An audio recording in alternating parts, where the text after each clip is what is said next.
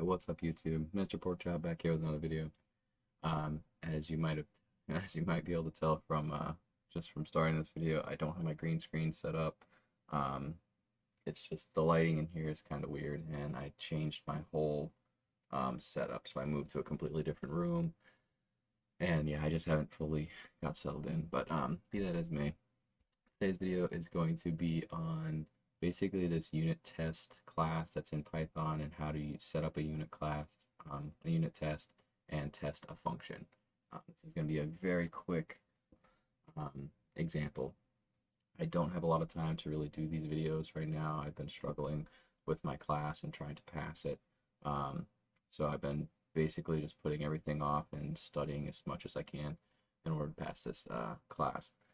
So with that being said, I do apologize for not being able to put out as many videos. I probably won't put another video out until probably like 3 weeks from now, till the first week of November, maybe the second week of November, because I'm just going to take that time to really focus on my school and getting to pass this class.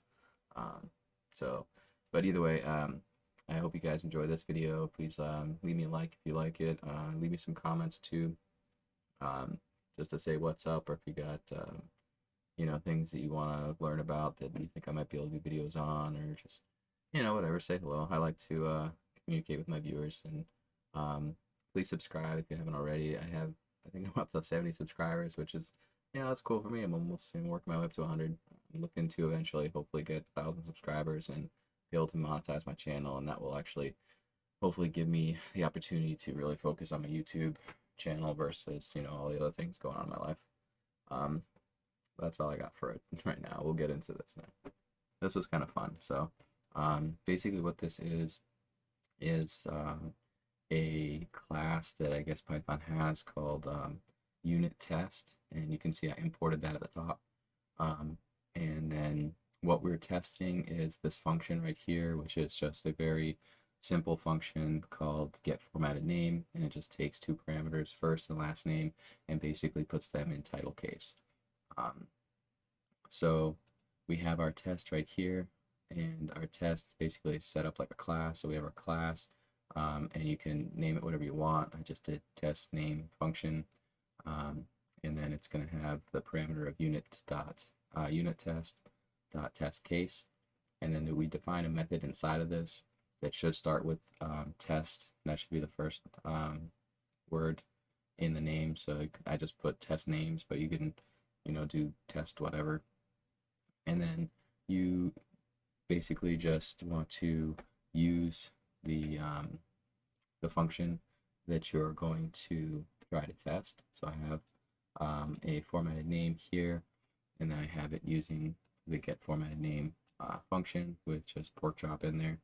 And then this self.assert equal part here inside of our method is what's going to basically tell our unit test kind of program what to expect as an output.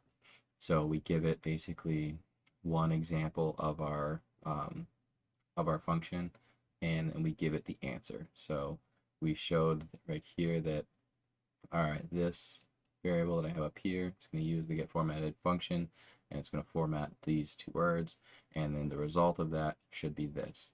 And then this if statement down here, I'm going to read directly from the book the explanation for it, because I still don't really fully understand it. But it says right here, so for me, it's going to be line 10. So line 10, it looks at a special variable name which is set when the program is executed. If this file is being run as the main program, the value of name is set to main.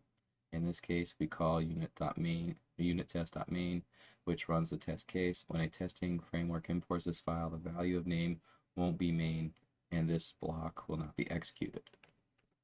I don't really understand exactly what that means, but either way, that's what it does. And then when you run it, basically, it'll give you the results over here. So it'll say ran one test in the time that it ran it, and it just says okay.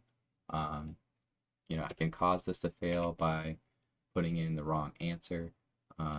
and then you can see that it runs and it shows that there was a failure, and it kind of gives you an explanation of what failed.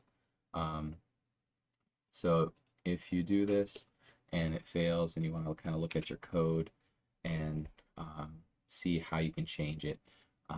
And I guess this is a good little thing to use as you're building programs to just test different sections of your code to make sure that they are working. So yeah, that's pretty much all I got for today. Like I said, a very quick little example. And like I said, I'll try to get back into making more videos after I get through this class. But that's all I got for today. And if you enjoyed this video, I'd appreciate you liking it and subscribe.